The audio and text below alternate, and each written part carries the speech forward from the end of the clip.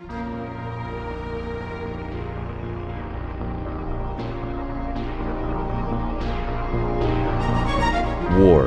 by J.C. McCrae. A production by Parahuman Audio.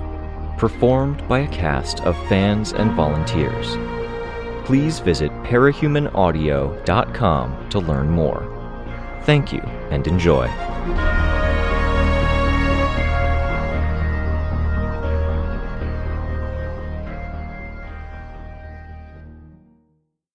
Arc 18, Radiation, Chapter 5.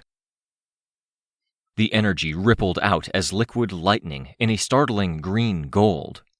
A shockwave from one massive stomp that came with a roar of visible energy that rushed out, multiplied on impacts, then immediately suctioned itself back into crevices and cracks, like water settling to the lowest point in a crevice.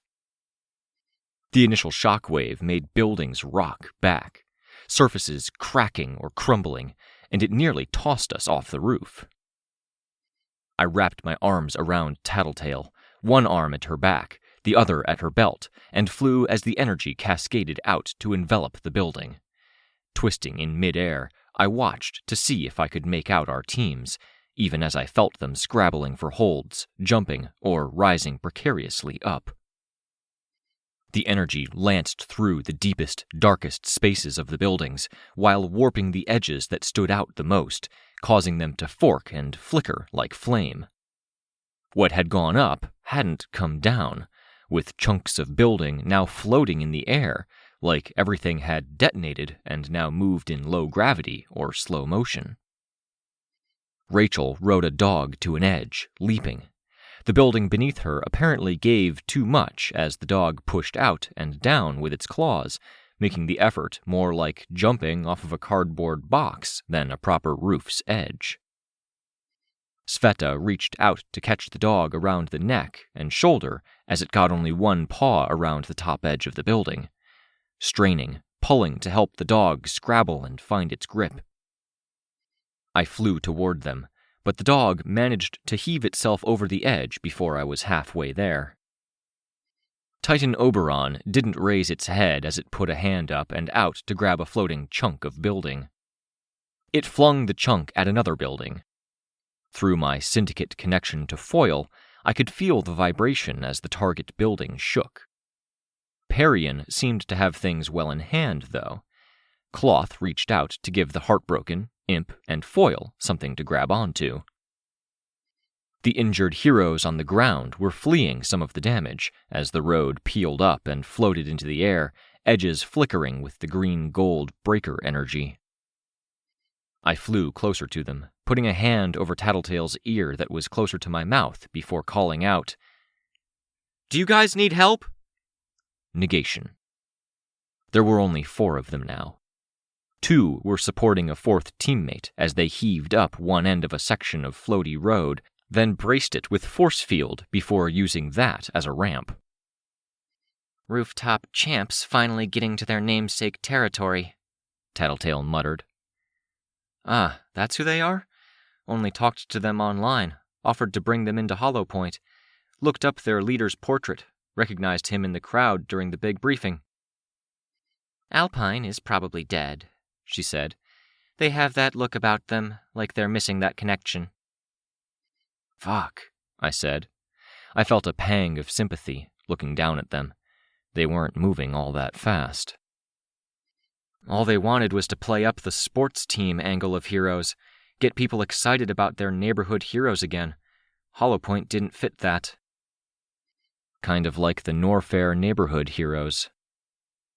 "You'd better put me down with them," Tattletale told me. "You're giving me a wedgie." "There might be some justice in the world after all," I told her. Still, I floated down, letting go of her. The rooftop champs were looking ragged, 2 with injuries from the gas that made holes, 1 with a missing arm, shocks of an inflamed red through the skin that was visible past the haphazard bandaging and tattered costume. Tattletale paused to adjust her belt and straighten her coat, probably fixing the wedgie in the process. A guy with holes across his face, A mask that had once been a complex arrangement of ribbons now hung on only by strands and the hardening effect of the gas. He was hunched over, fingers prying inside holes near his temple and hairline. A translucent green-pink maggot the size of a hot dog with bun included writhed beneath the surface, burrowing in deeper, escaping his fingers. A woman with a feathered dragon motif had holes across her arm and front. She stood by him, hand on his shoulder, her bad hand trembling. The other two champs were digging inside a kit. "Let me," Tattletale said. "I think I can get it, able-bodied as I am. We'll rewrap that stump." "Thank you," the able-bodied champ said, quiet. He looked like the rookie of the team, teenager. "Didn't expect a villain to help."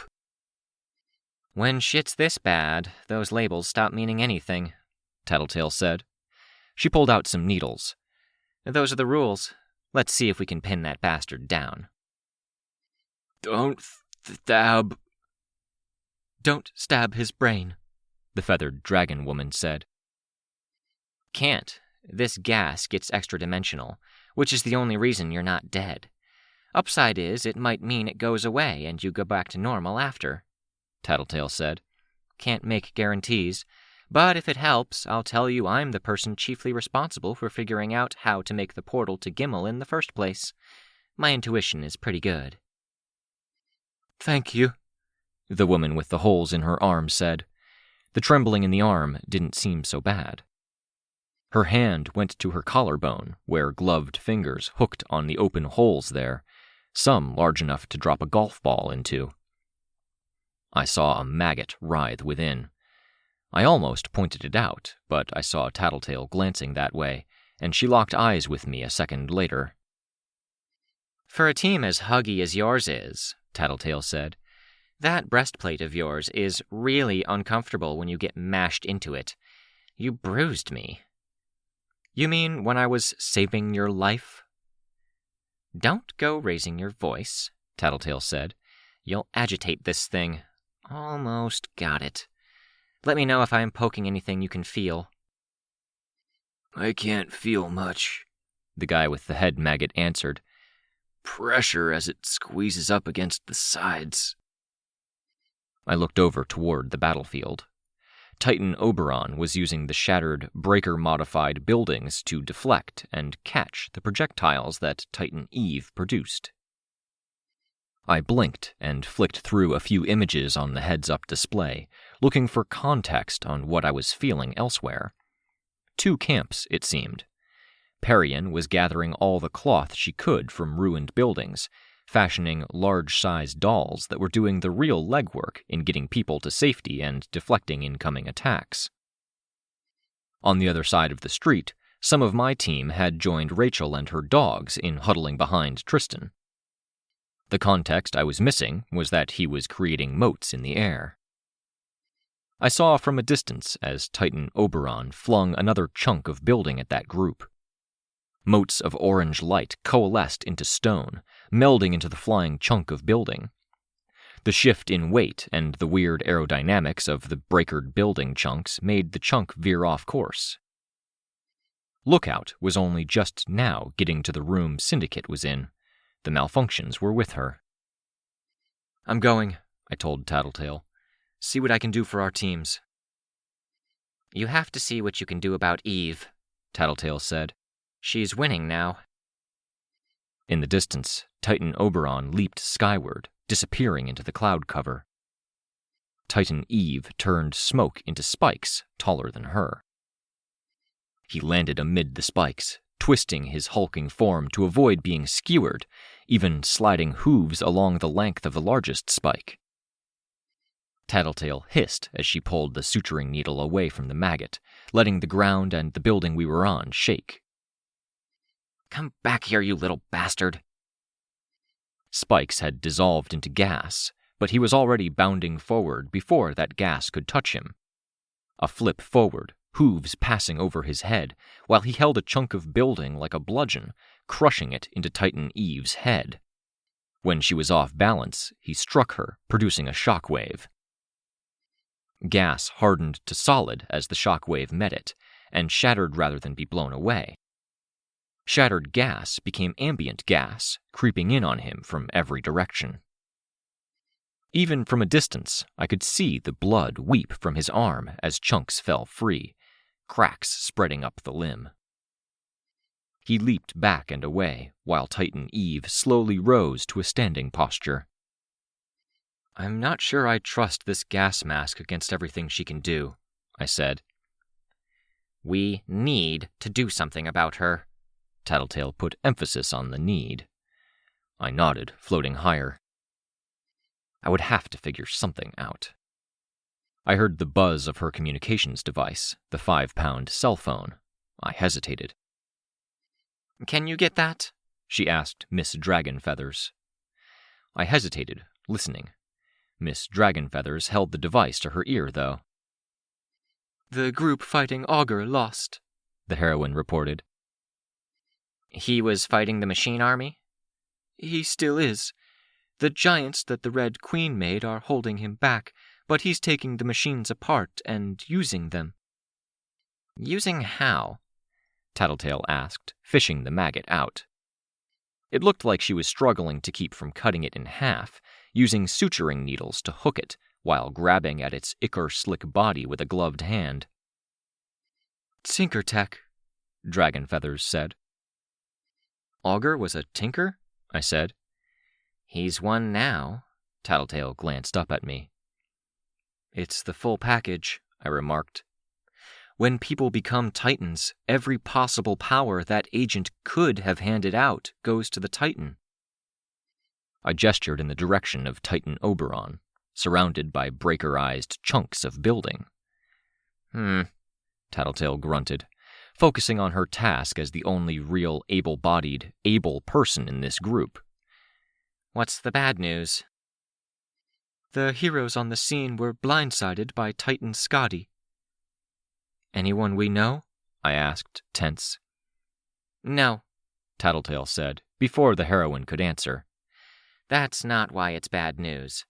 The Augur Titan beat Titan Scotty." "Yeah," the heroine said.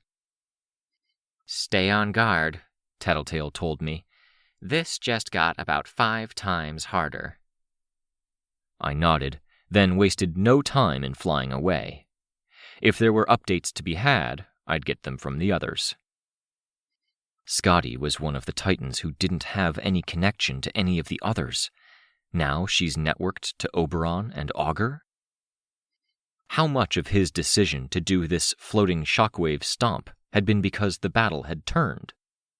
Was energy shared between them? Had he been contributing something to Augur? What did a connection mean? "You guys managing?" I called out to Capricorn as I got close enough. "Is anyone?" Rein called back. I could see Deathchester now. Ashley was using blasts to ascend a series of gibbet-made bits of rubble that stuck out the side of a building, getting closer and closer to Oberon. Oberon leaped, getting out of the way of a plume of gas, while simultaneously putting about 300 feet of distance between Damsel and himself. Damsel blasted a wall, was nearly knocked off her perch by the recoil, then blasted with 2 hands to fling herself into the hole before the gas swept over her. Perion's group was using the stuffed animals, but they were gas-damaged, and she was having to amputate limbs and sew them shut before discarding the excess cloth. Interesting that the gas didn't really affect the stuffed animals as much as everything else. But that group didn't have a lot of mobility, and they were in the thick of the maggot-ridden area. The maggots crept up through the buildings and over the edges of the roof.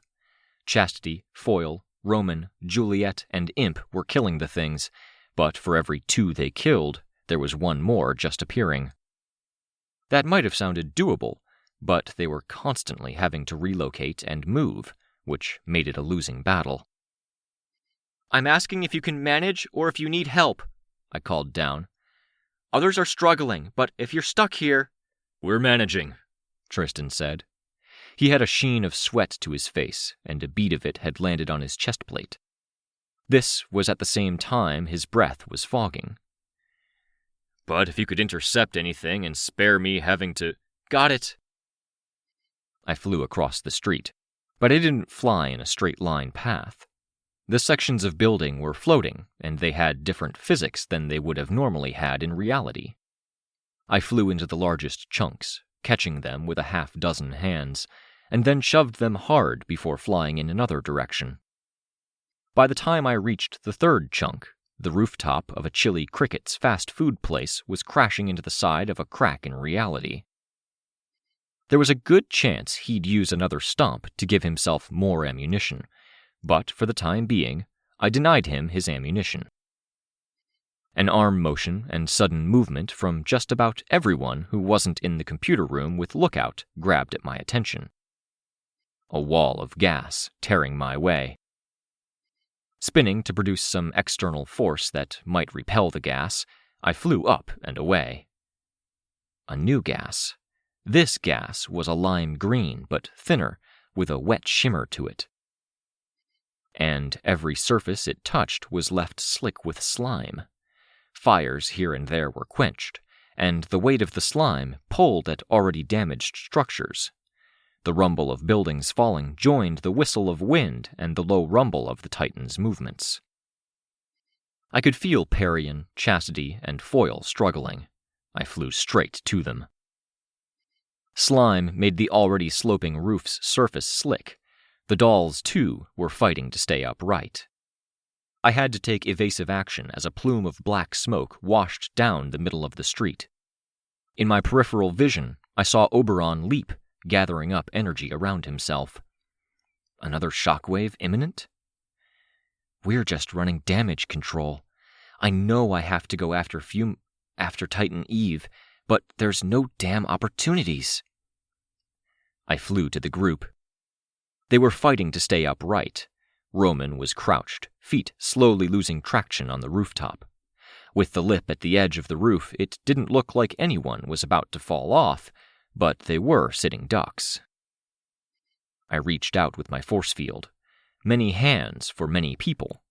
But strength wasn't traction, and the force field hands slid off, leaving brief, streaky handprints. Cloth, I said, looking at Parian. She turned empty doll eyes my way. She unspooled cloth, but the vast majority of it was slimy. The stuff permeated everything, seeping through the cloth. As her power reached cloth, it formed bubbles, the power forcing slime out and finding the minuscule gaps in the fabric. Above us, Oberon reached the apex of his leap. Clouds parted in his wake, forming a ripple in the sky. Which wasn't enough. There were too many people on this rooftop, and not nearly enough clean cloth for those people to grab onto. More of the slimy mist continued to settle around us. Parian wiped at her mask, trying to get slime out of the eye sockets. At the same time, my force field was collecting it. Most of it wicked off, but it was viscous enough that the wicking took a few moments. I couldn't drop my force field and use my coat, because then I'd be in the same boat as the rest of the group. I could just take the mostly dry end of the long bit of cloth and try to hug my force field around it to try and keep it dry. Here, Parian called out, nodding the end of the long roll of cloth she carried on her back, now completely undone, every bit of cloth spent. Come. As Roman and Juliet approached, Parian lassoed them, tightening it around their armpits. The slime was slippery enough that they were squeezed out and sent sprawling like bars of wet soap in wet hands. No, no, no, Parian said. Above us, Oberon crashed into solid smoke, clearly intended at interrupting his descent. The smoke had some slime on it, and he tumbled head over heels as he fell. Impale someone, I told Foil. Skewer them to the cloth. Won't work, Foil answered. She was being tied together with Parian, and there wasn't enough slime there to make it slip. Enough telekinetic power in the cloth itself, apparently. Chastity, Roman called out. Berserk strength. I know it's weak, but... I have my whip. She raised her weapon. She'd managed to keep a hold of it. I have to hit someone. Then hit Juliet, Chastity said, voice pitched. Ugh. The heartbroken were running for it instead of taking my suggestion. Running being a polite way of phrasing the way they waded through the slime. It was maybe the first time I'd seen them working together.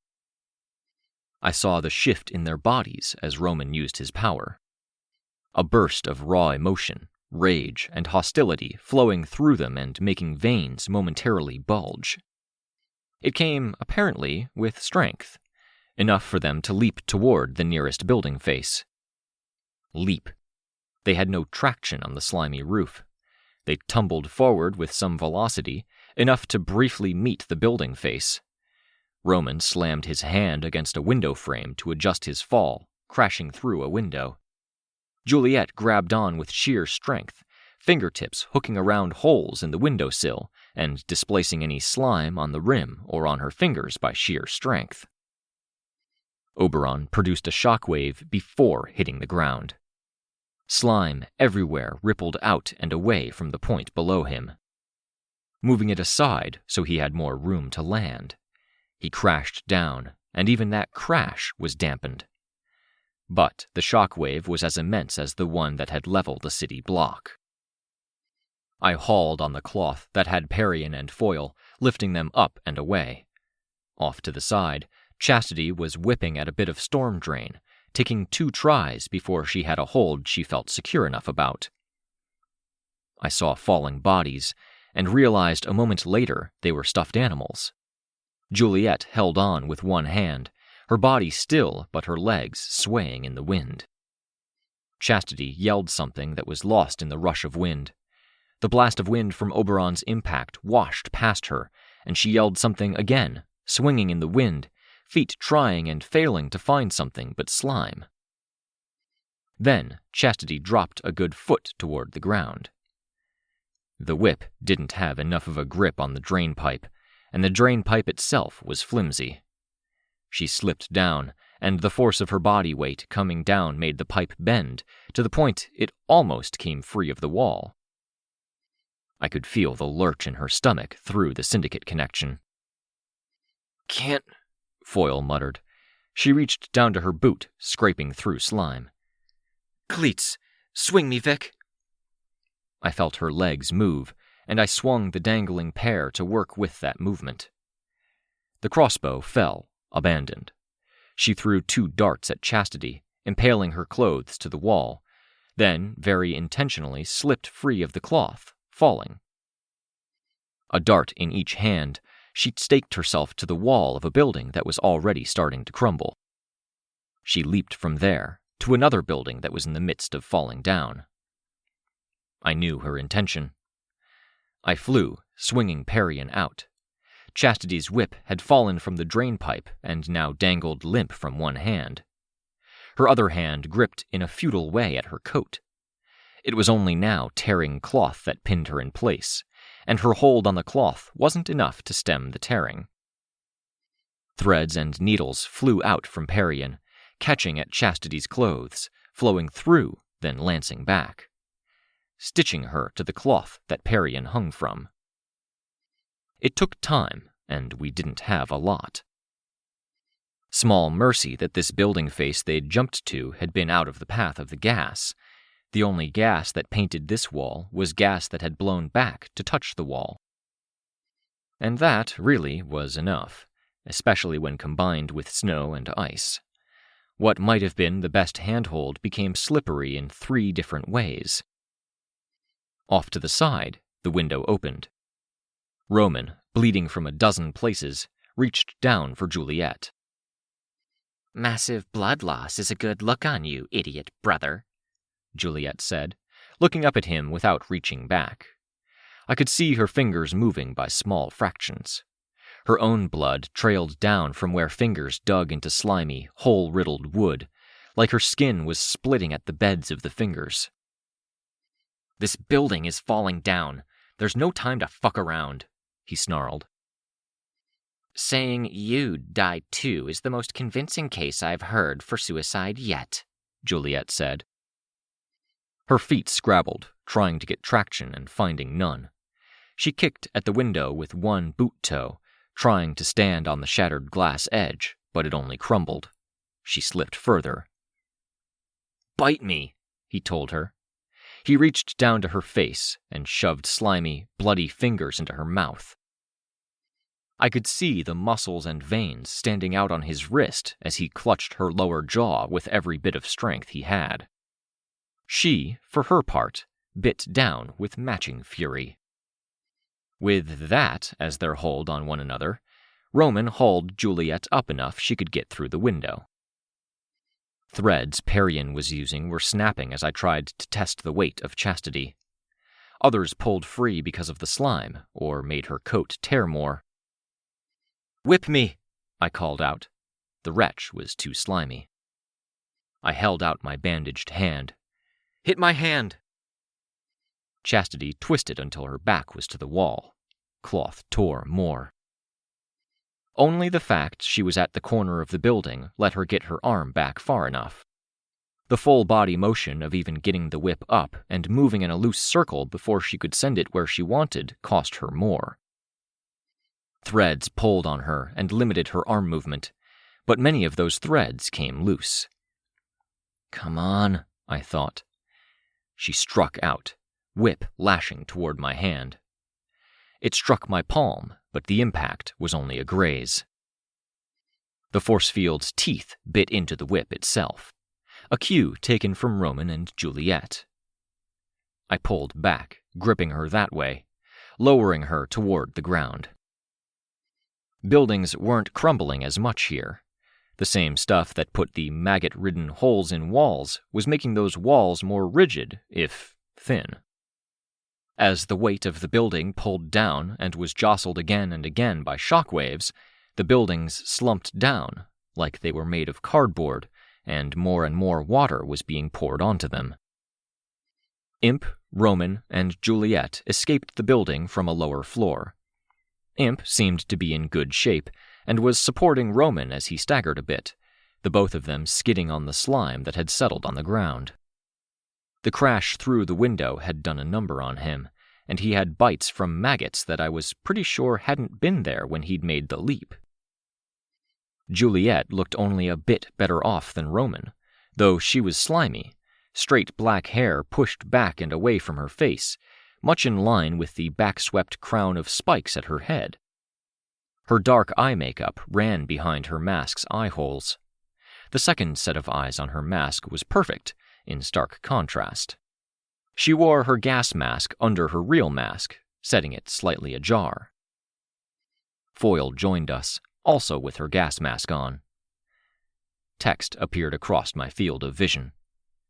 "Help coming." "Help's on its way, which is a good fucking thing," I said, panting a bit. "Takes us 5 minutes to handle what takes them seconds to fuck up." I glanced at Foyle and caught her staring at the slime-marred exterior of my force field. It wasn't much, but it did give the force field a texture. When I moved the force field, she looked away, aware she'd been staring.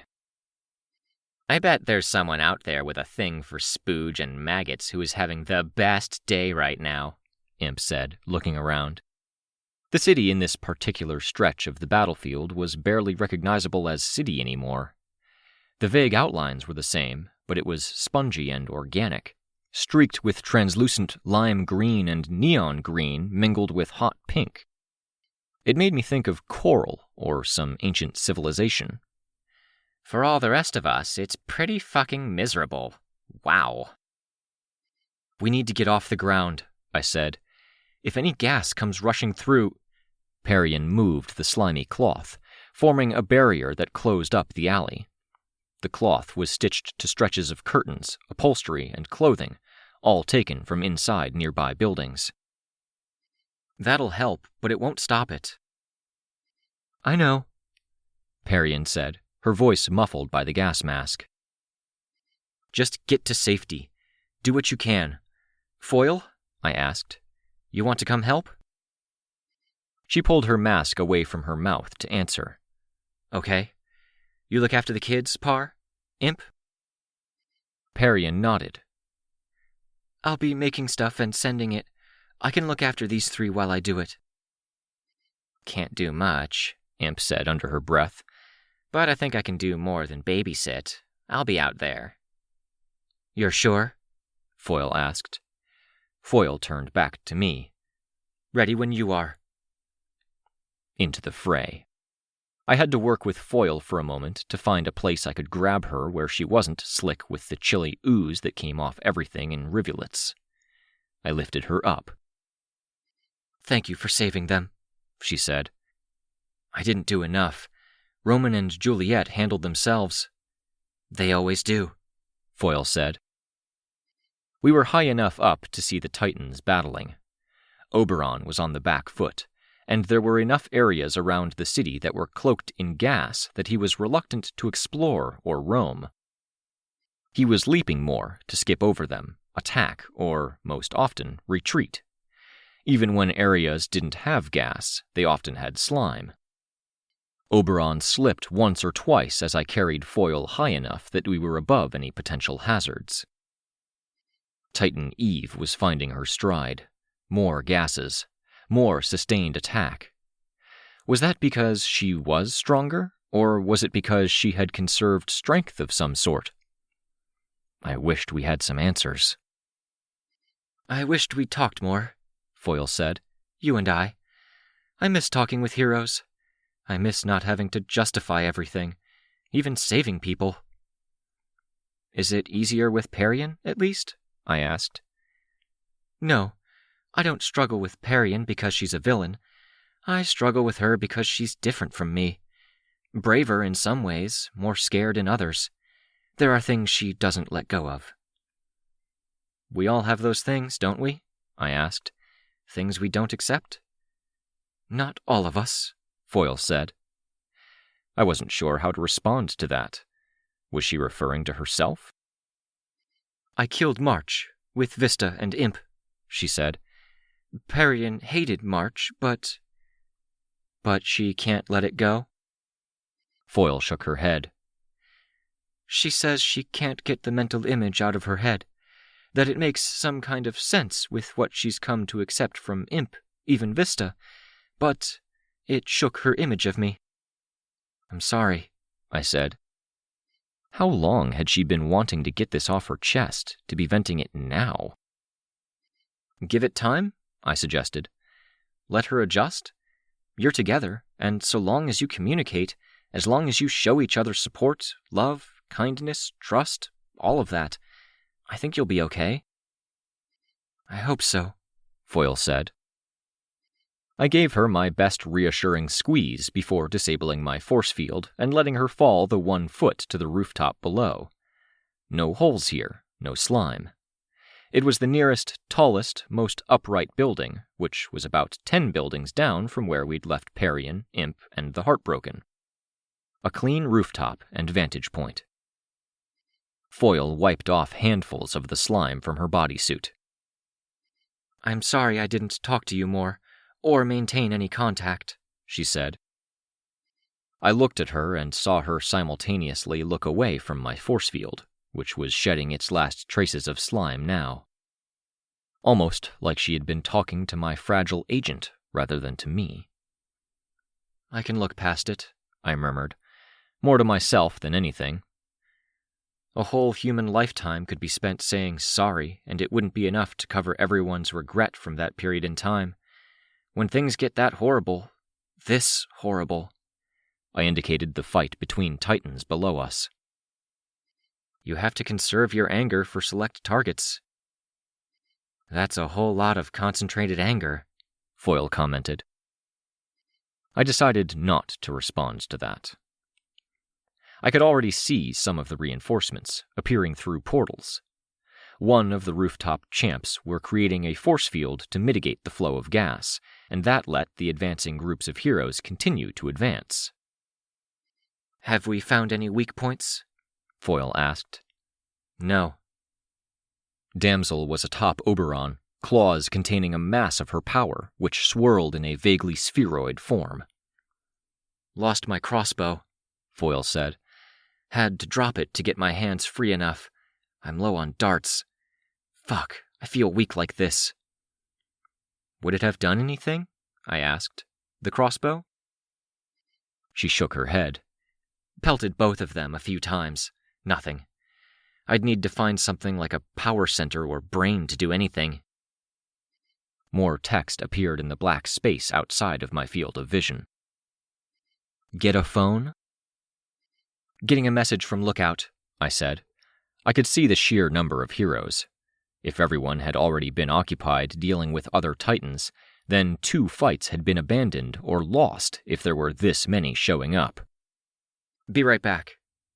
Foyle nodded. I flew over the battlefield, seeing the more mobile heroes already getting to the perimeter of the battlefield. They were finding our guys, Capricorn's group with Sveta and Rachel, Deathchester, Parian's group.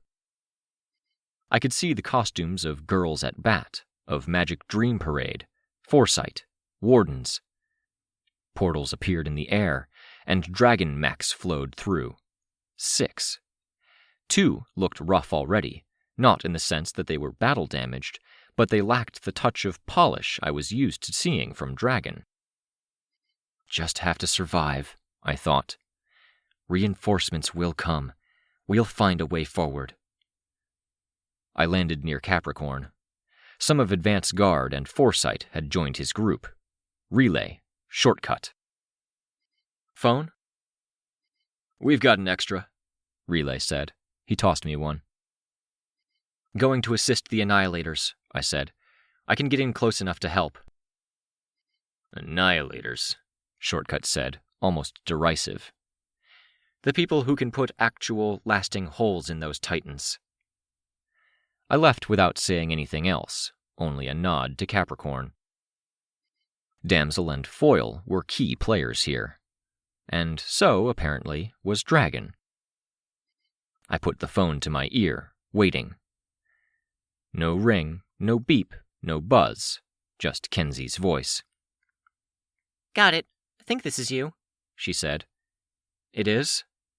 "Great, cool. Funny story. I ran an algorithm to look through video and see what phones changed hands, working my way forward from when they were first handed out." "Look out," I said. "Focus." "I got some scans of the cracks." "And?" "And there's a lot. Way more than we saw last night." Holy shit, that really had been last night. It didn't feel that way. "Something we can use?" I asked. "Probably, but that's the wrong way of putting it." "Lookout, we can't talk around the topic when I could be helping fight right this second. Tell me, is there anything we can use?" I felt withdrawal step closer, leaning into the microphone. "She explained it to us, quick and simple. Can we use it? Yes and no. There are petabytes of data from a few shots she managed to get, and she didn't get enough to encompass everything in even one area of the space down there."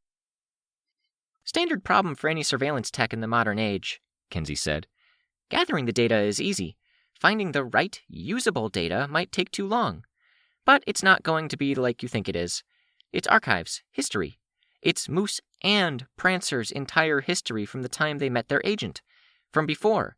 Information about people they knew. Codified and referenced, and there's whole forks of data that get cut off because old connections broke. Both of them. Because they merged." Merging. Was that what Oberon and Eve were trying to do now?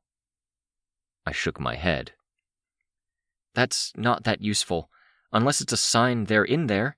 If we could reach them..." "They aren't. Not as far as I could see." "They aren't?" I asked. "Traces of them, but they're wiped out. It's only old tactics and strategies, memories of battles informed by the past. But what's cool is that there's other data going further back, past worlds." "Worlds that won?" I asked. "No," Foyle answered me, leaning closer to the phone. "We talked about this with Tattletale a few months ago. If they hadn't won, they wouldn't be here." "There's other stuff, but it's secondary." Kenzie said, a little breathless. Really wish I could have stayed, but these guys dragged me off. Sorry, but I'm not sorry. Withdrawal spoke into the phone.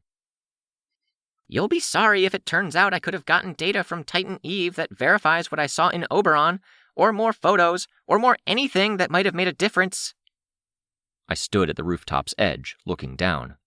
Oberon was taking fire. Other reason for my call. Dragon's bringing out the big guns, Lookout said. You'll want to clear the battlefield when the phone alarm goes off. Noted, I told her. I looked down, and I saw Damsel in the thick of things. Trophy Wife was with her. I'd have to evacuate a few people if the call came in. They said it worked okay against the Ophian Titan before he escaped. It overheated while they were using it to deal with his monsters. Good, I said. All right, look, I gotta go. And last thing? Your sister's out there helping with your family, backing her up some. I know I'm not supposed to mention her, but if they show up, and they might, I thought you wouldn't want it to be a surprise. I really don't want to know. I should go now. Oh, and another last thing. Look out, I said, stern. Just hang up on her, Chicken Little said.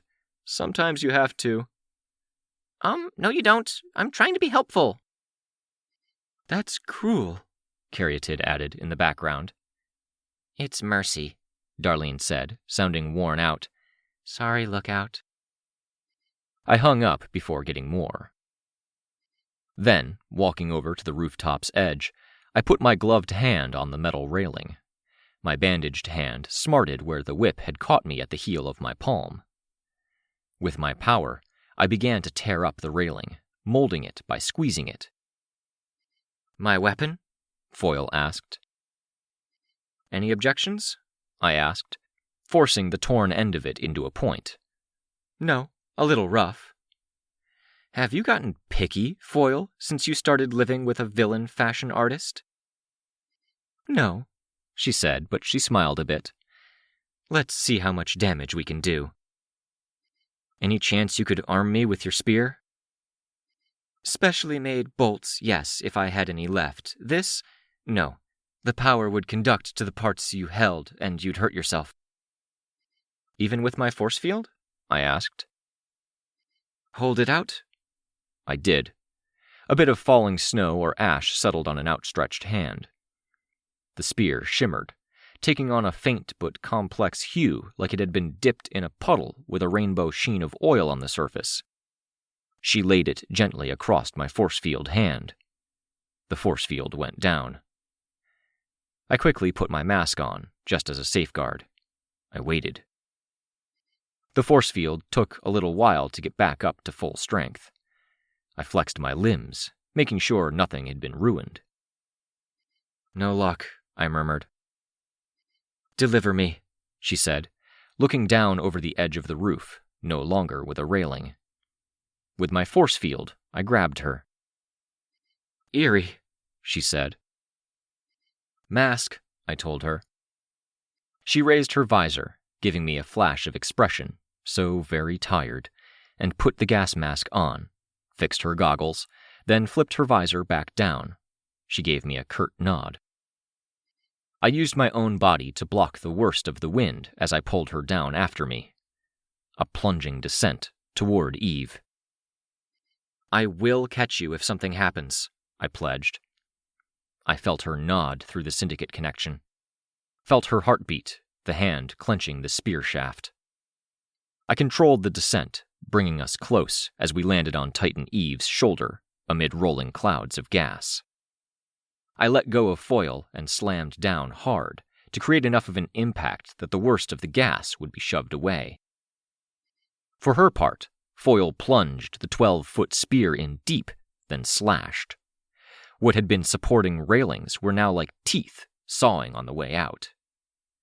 It was almost effortless in how it cut, even with its weight, screwed-up balance, and crude makeup. The spear shifted from its rainbow shimmer and effortless cutting to being normal, stuck where it was, while Foyle adjusted her balance and used it for leverage to change position. She was doing a fair amount of damage.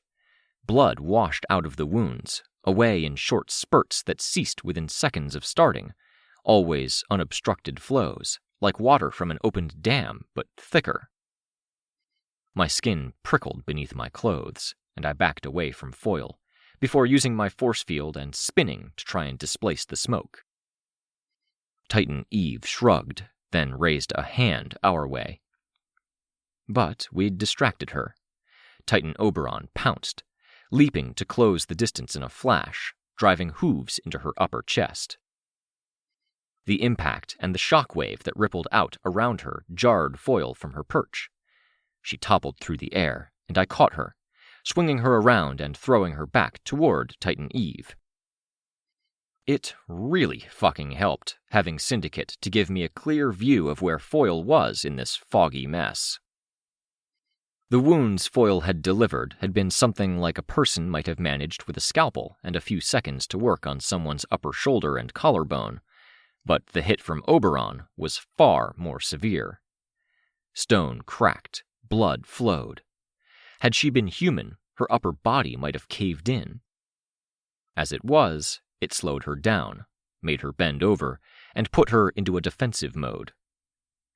I heard the roar of Damsel's power, located her, and watched as she used the recoil of her blast to direct her descent.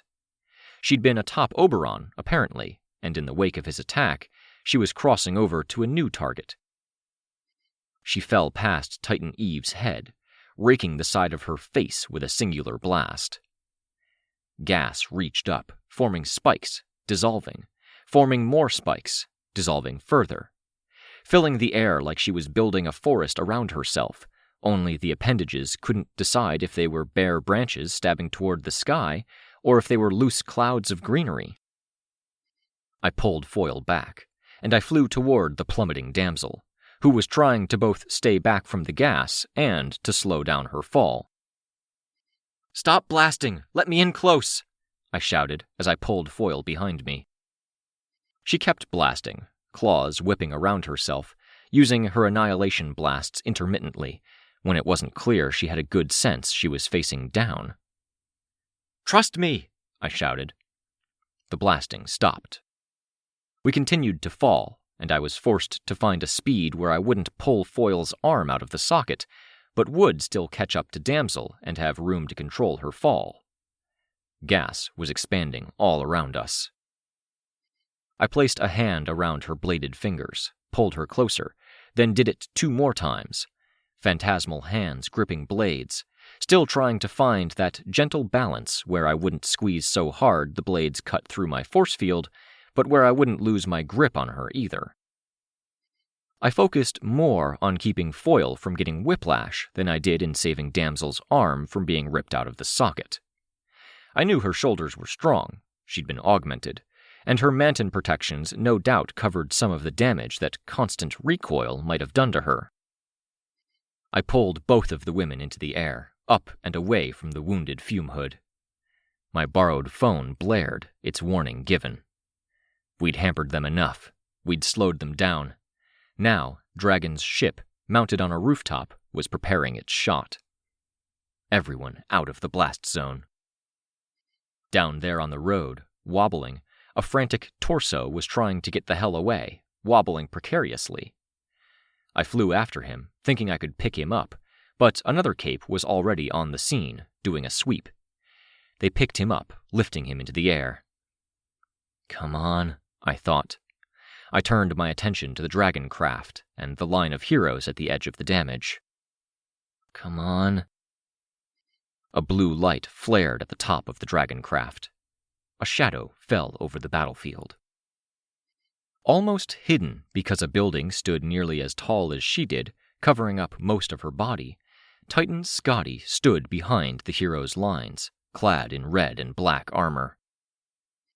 With a swipe, she destroyed the dragon craft.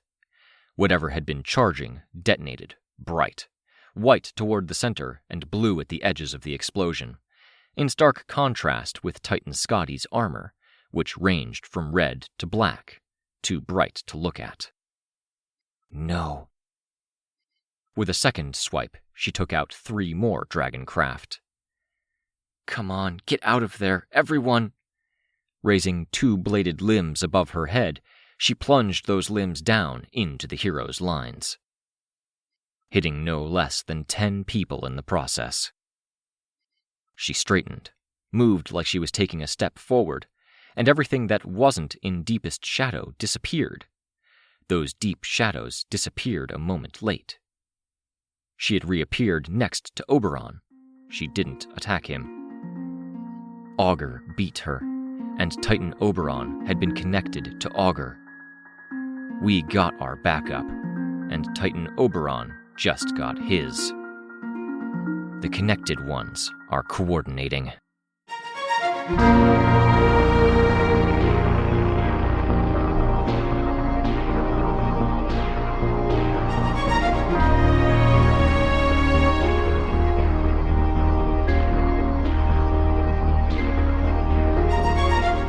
This was a production of Ward by Parahuman Audio. Ward and the Parahuman stories are written and owned by J.C. McCrae. You can find the original text and support the author at parahumans.net. For more of the Ward audiobook, as well as other community works, please visit parahumanaudio.com. Music for this chapter was by Evan Witt. Find out more at wittynotes.com. Editing by SamuraiBuko. Narration by Robert Rein Ramsay. Find more of their work at our website. Thank you for listening.